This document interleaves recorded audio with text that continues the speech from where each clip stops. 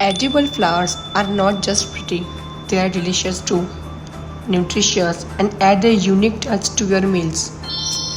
From home garden to gourmet kitchens, edible flowers are making a comeback. So in this video, we'll cover everything. Which flowers are edible, how to grow them, harvest them safely, and creative ways to use them in your cooking. Edible flowers are blossoms that are safe to eat and add flavor, color, or texture to dishes. They have been used for centuries in teas, salads, and desserts.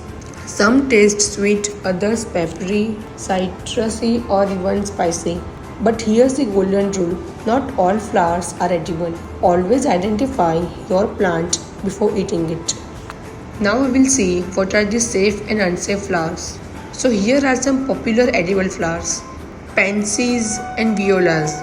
They are mild and slightly sweet. Then nasturtiums. They are peppery like argula. Then calendula, that is pot marigold. They usually add a saffron-like color. While other hand, the lavender, it's a sweet and floral used in baking and teas. Roses are petals and fragrant and delicate. Then chive blossoms are mild onion flavor. And hibiscus, they give a tart and cranberry-like. And this is a one severe advice that you should avoid toxic flowers like foxglove, daffodils or lilies because these are beautiful but very poisonous. Now we will see that how to grow edible flowers at home. So growing your own edible flowers is easier than you think. Here's how. First up is choosing the right spot. Well, most edible flowers love sunlight, at least 6 hours a day. Then comes the soiling part. Use well-draining organic soil. And for the containers, many grow well in pots like nasturtiums, pansies or calendula. And there should not be any adding of chemicals. And never use pesticides or synthetic sprays since you will be eating the blooms. And the most important part is watering and care. So keep the soil moist but not soggy. Dead-head flowers regularly to encourage new blooms. Now here's a very important tip for you.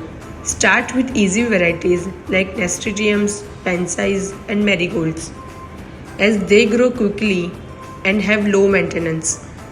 Now the next big thing is harvesting and storing. So harvest flowers in the morning after dew has dried but before the sun gets too hot. So choose blooms that are fully open and fresh. Now you must be thinking that how to harvest. Well, snip the blooms gently with scissors. For the cleaning part, rinse lightly in the cool water to remove dust or insects. And for the storage, place them between damp paper towels in an airtight container and refrigerate. And use within 2 to 3 days for best flavor. Now we will see the culinary uses of edible flowers. So for the fun part, cooking with edible flowers. So here are some few creative ways to use them. First up is salads. You can add nasturtiums, violets or pansies for color and flavor. Then desserts, that is being used for decorate cakes and cupcakes with rose petals, lavender or marigolds. For drinks, you can use as freeze flowers into ice cubes. Brew hibiscus tea or garnish cocktails with pansies. Fourth up is herb butters and oils. That is to blend petals into butter or infuse olive oil with lavender. Then garnishes with chive blossoms on savory dishes or calendula petals as poor man's saffron. And the last up is candied flowers. That is to dip violets or rose petals in sugar for decoration.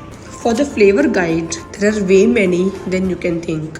First up is sweet. That is for lavender, roses and violets. Then spicy or peppery for nasturtiums and irregular flowers. Citrusy or tart for hibiscus and marigold. For herbal or savory, chive blossoms and dill flowers. Now we will see some nutritional benefits. Well, edible flowers are not just pretty, they are healthy too. Many are rich in antioxidants like vitamins A and C and anti-inflammatory compounds.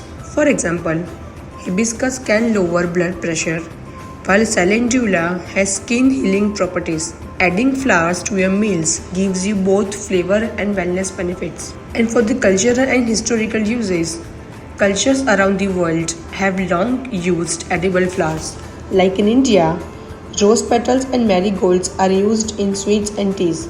In Japan, cherry blossoms are picked and are pickled and also used in rice dishes. In Europe, violets were candied in desserts during the Victorian era. And today, chefs worldwide are reviving these traditions in modern cuisine. So, edible flowers bring beauty, taste, and history to your table.